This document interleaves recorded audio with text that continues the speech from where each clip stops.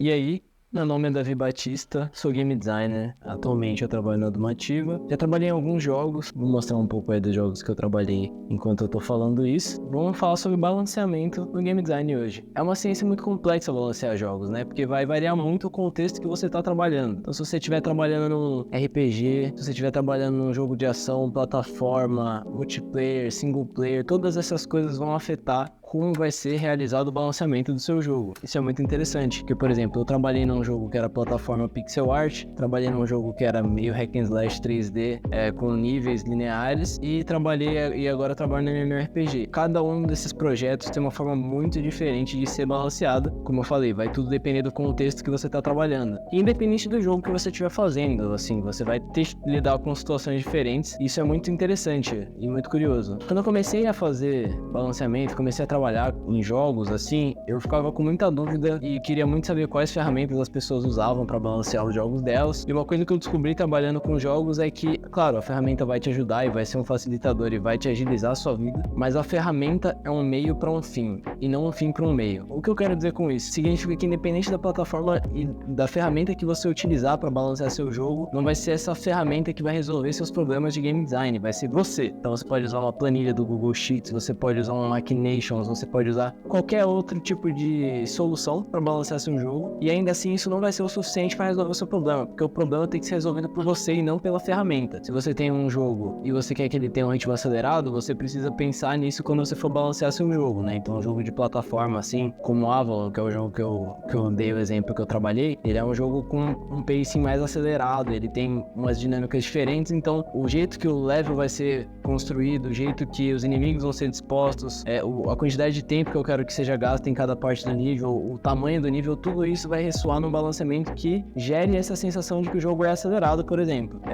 No Cobra Kai, a gente tinha inimigos que tinham diferentes propósitos, então o inimigo que é pra ser um Cannon Fodder, não um inimigo mais bestinha, ele vai ser muito burro propositalmente porque a gente quer que o jogador mate ele e seja satisfatória essa ação, enquanto outros inimigos, mini-bosses, chefões mesmo, eles vão ter dinâmicas muito mais complexas porque a gente quer que o jogador passe mais tempo naquela parte do jogo, e isso é muito interessante. Como a gente faz para fazer esse balanceamento, né, dessas coisas? Eu costumo usar, é uma parada muito pessoal, claro, mas eu gosto muito de usar planilha, é o que eu mais uso para balanceamento, e o próprio GDD, né, que é o documento do jogo que a gente usa. Então, tanto o GDD vai ter documentado ali quais parâmetros, quais variáveis são válidas para que aquele sistema funcione, e as planilhas vão ser para você manter o controle, né? Então, num jogo de RPG, por exemplo, que você tem muitos itens e itens que se correlacionam de alguma forma entre os sistemas, se você tem tudo planilhado, fica muito mais fácil de trabalhar com esses itens, entender quanto que eles estão afetando nos atributos do jogador, por exemplo. Então, planilha é sempre bom, vale sempre automatizar também as planilhas para você conseguir filtrar o que você quer achar, enfim. E o próprio documento do jogo vai ajudar. Em casos mais complexos, você pode usar Machinations, como eu falei, mas vai muito de gosto. Tem algumas coisas que, claro, sempre é importante você usar fórmulas, usar os números, né, a seu favor, as métricas do jogo, para entender como você vai mudar os números do jogo para que eles alcancem um resultado, seja o jogo ser mais rápido, o jogo ter mais retenção, qualquer coisa que seja. No fim, tem muito de feeling também, né? Então você precisa sentir o seu jogo e jogar ele e pensar como jogador, assim, o que eu poderia mudar aqui que faria com que essa experiência seja mais satisfatória, né? Muitas vezes a resposta não tá num número específico, a resposta é sobre o que você sente também, né? A psicologia do jogador. Então, se sentir recompensado pelas ações que você faz vai ajudar muito. No fim, o importante é entender que não existe uma fórmula para o balanceamento acontecer. Tudo é muito orgânico e é pouco ortodoxo, assim.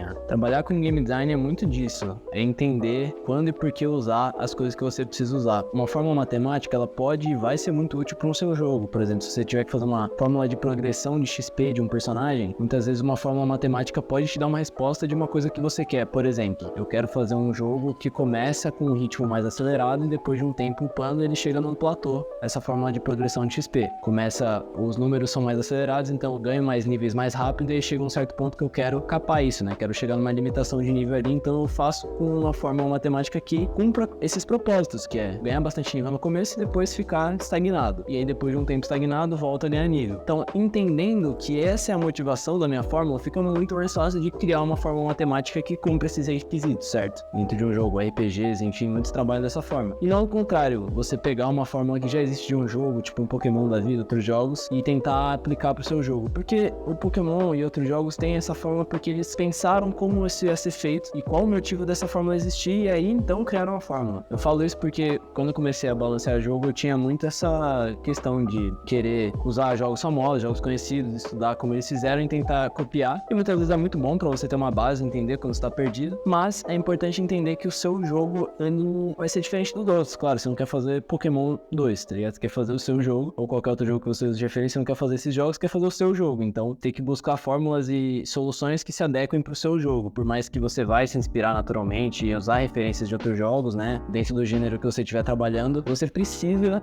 entender que certas soluções, certas coisas não vão se adequar pro seu jogo, porque ele vai ter suas especificidades, assim, coisas que só tem no seu jogo, dinâmicas que são diferentes. E isso é legal, porque isso faz com que ele seja único, né? Então, você vai ter problemas diferentes das outras pessoas, e soluções diferentes das outras pessoas, e muitas vezes soluções iguais a outros jogos também. Por isso que é legal estudar outros jogos, porque se você tem referência e repertório de outros jogos, como você está balanceando, muitas vezes uma solução que já foi dada no game design de um outro jogo, que está lidando com a mesma problemática que você, de progressão de nível, de progressão de inimigos, ou qualquer outra coisa que esteja dentro do game design do seu jogo, quando você olha para esses jogos de referência que você tem e você adapta o seu para soluções que já existem, você poupa trabalho também, porque você não precisa inventar a roda de novo. Muitas coisas que você tem problema, outros game designers já solucionaram, então às vezes é só estudar e estar de olho em outros jogos que você vai encontrar soluções elegantes para seus problemas de balanceamento, de implementação, enfim, tem um mar de conteúdo na internet, um mar de jogos para consumir que vai provavelmente te dar essas respostas. E legal isso. E é a primeira vez que eu faço um vídeo mais longo, eu não sei se alguém chegou até essa parte aqui no final do vídeo, espero que sim.